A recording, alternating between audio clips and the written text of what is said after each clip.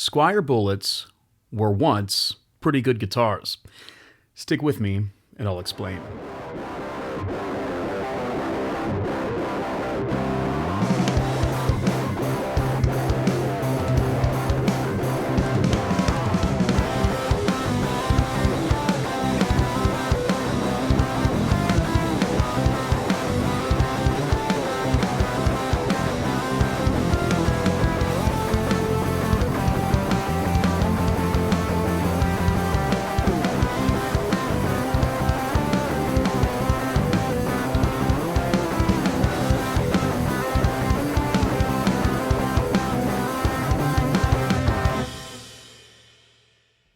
Hey guys, Rumblin' Man here today, and I want to welcome you to my channel.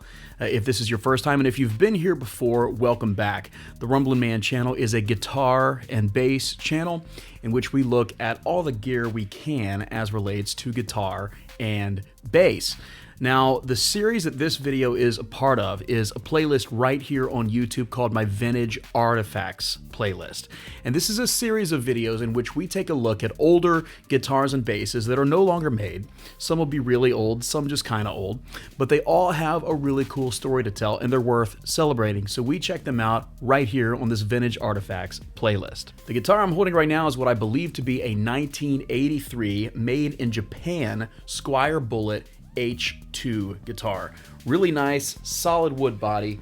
It has double humbucker pickups, which bear not the Squier logo, not the Seymour Duncan logo, but the Fender logo. Also two switches right here that coil tap the humbuckers into a single coil sound, a single volume knob, single tone knob, excellent maple neck, and then a Telecaster style headstock and neck on a Strat body, and the neck is finished in a very nice gloss urethane that has held up very well over the past more than 30 years. And believe it or not, this guitar is a Squier Bullet from the 80s. Now guys, I just want to say, if you have a newer Squier Bullet guitar, I am not here to bash your guitar, okay? And I'm not here to debate whether the newer Squier Bullet guitars are good or not. Ultimately, the Squier Bullets of today are the bottom of the barrel for Fender. The Squier Bullet guitars of today have cheap basswood bodies, okay? They have maple necks that are basically unfinished. No particular finish seems to be applied to it. These guitars are, Fender's bottom of the barrel in terms of quality and in terms of pricing, usually retailing at under $180 US. The hardware on them is just Fender's bottom of the barrel hardware. It's like Fender does enough with these instruments to get by and then releases them for the budget guitarist or the beginning player. Now, we'll say that even though the internet suggests that the necks of these Squier Bullet guitars are finished in satin, I mean, if you really feel them, they don't feel like satin. They feel like a rough piece of wood. Okay, but it's interesting because this guitar I'm holding right here from 1983 is a different animal altogether. In the early 80s, Fender had been making Bullet guitars under the name Fender, but beginning in 83, 84 season, Fender actually moved production of the Bullet to Japan, and they did so under the Squier name.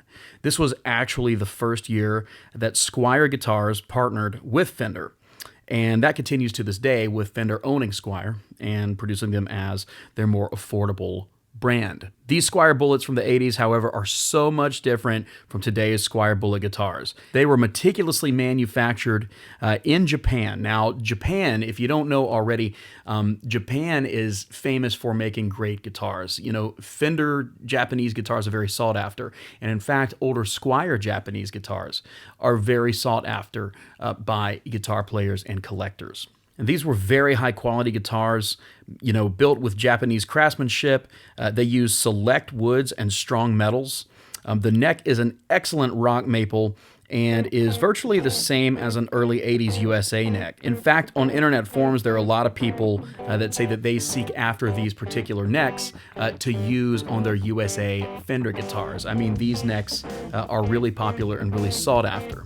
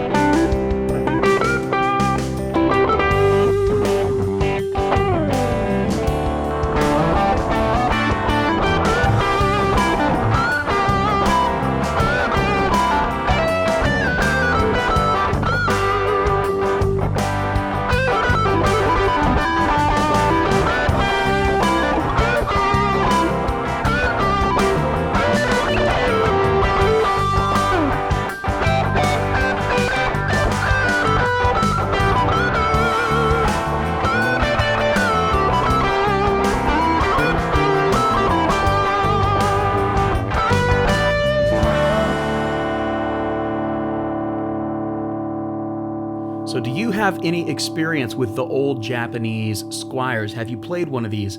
They're really cool. I mean, the features are awesome. It's well built. Obviously, this one I'm holding right now has held up great over the years, and I am very pleased with the blessing to get to see it today. So big thanks to my local friend Jeff, who is a local guitar tech and collector, for loaning me this guitar from his collection for today's review.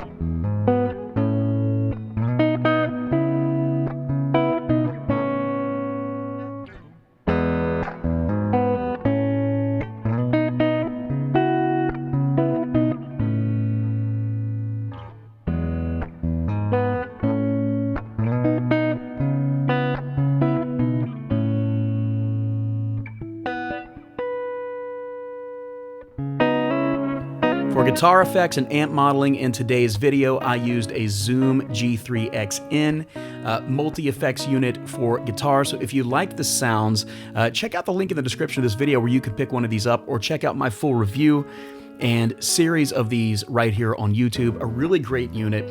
And I also invite you to stay put right here on the Vintage Artifacts playlist, where we're going to take a look at older guitars and basses and celebrate them for how cool they simply are. Okay, guys, thanks so much for being here on the Rumblin' Man channel today.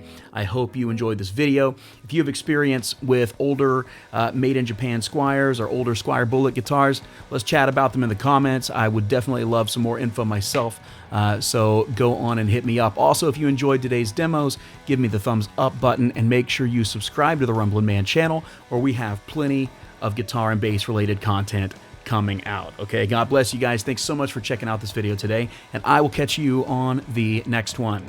Peace.